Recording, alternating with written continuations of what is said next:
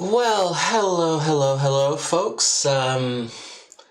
This one's going to be a little off the cuff, which is not exactly a personal skill of mine, so try to bear with me. There's going to be a lot of ums and uhs and stutters in here, and probably a lot of little deep breaths and whatnot. This is, speaking off the cuff, not really my strong suit. I'm going to be repeating myself probably as well, but I just wanted to get something out fairly quickly. I've noticed some of this conversation has popped up about bands. Where have the bands gone? Why are there no bands in the charts anymore? What happened to the bands?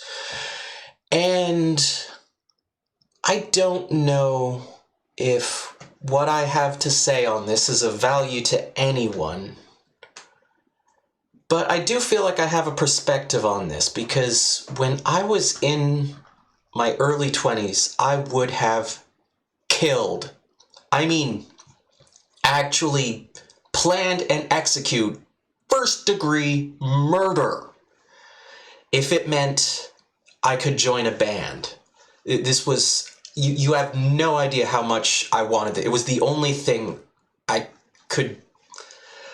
At a certain point, like I became so envious of bands. I wanted it so badly that like I could not go to shows anymore. I would just, the envy became toxic. I would sit in the corner and just like sneer at the musicians performing. Like, oh, they think they're so great.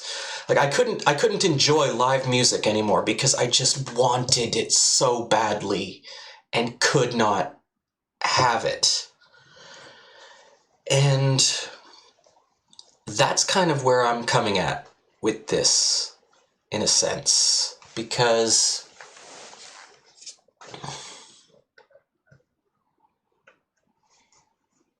where do I start? I don't want to give the impression here that, like, absolutely nobody was willing to work with me. Like, there were people who, like, I met some friends, some very supportive people who believed in what I was doing. But I think, well, I mean, at the end of the day, at most, I could get a duo working. That was pretty much, I could, one other musician at a time would believe in me enough that we would start working together on something, and there was no, it never went beyond that. I just couldn't get it to happen. And I didn't really know what I was doing. Like that is technically true. I didn't know how to play in a band. I didn't know how to be part of a band. But you know how, like when you can't get a job because you don't have experience in the field, and you can't get experience because you don't have a job in the field? Like there was no opportunity. There was no, I would, I did the auditions. I shook the hands. I just, I had to sort of work on some strategies at certain points, because, there were things you had to sort of learn not to say. It was weirdly direct, and on one occasion, I remember this. This again, extremely vivid memory, going way back of meeting some guys and like jamming and just sort of shooting the breeze, and they just very directly asked me if I like Peter Gabriel, and I said, yeah, of course. And then the guy just goes, oh, well, I don't think this is going to work then. It's like, just because I like Peter Gabriel? Like, just... And, and I... to the same token, I learned very quickly, if you want to join a band, do not let the other members know you like Radiohead. Because as soon as they find out you like radio, it's like, oh, you're one of those, and boom, you're out the door. And yeah, so I just wanted to make music. I just wanted to write songs and arrange parts and play shows and do all that stuff that bands do, that, you know, when you hear people like, oh, you don't get to do that on a computer, you know, that magic only happens when you're with a group of people. Like, I wanted that so bad, and it just wasn't an option. I was stuck. The only way I would get it, I had to beg the cool kids to let me join the club, and I was never let in. And that's it. And so when you talk about making music on computers or electronics or, oh, this hyper-individualized whatever the hell, you know, Rick Beato can go master the skin flute for all I care.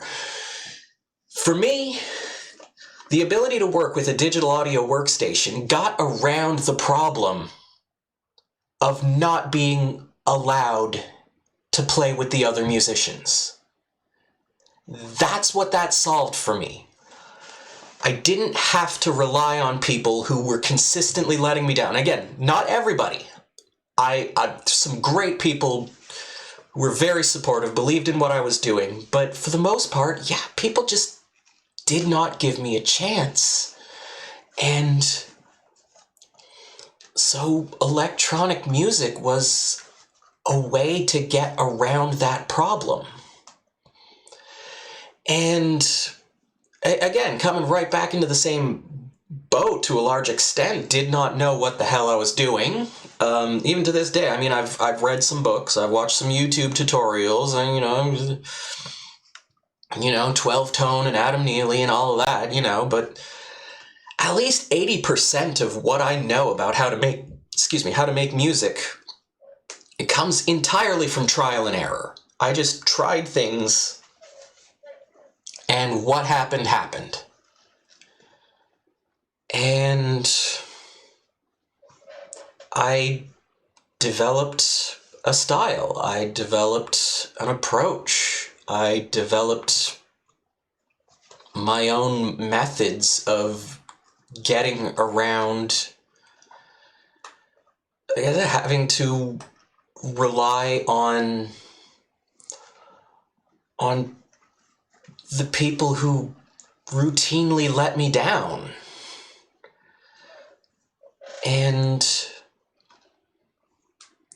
I can't imagine that I'm alone in that. I cannot imagine that I'm the only person who's had that experience. And I don't know, there is something... There's something disingenuous to me about the sort of eye roll at, you know, where's the bands? You know, where's all these hyper-individual... What's the deal with these hyper-individualists and their little bedroom studios and their this and their that? Like, it just...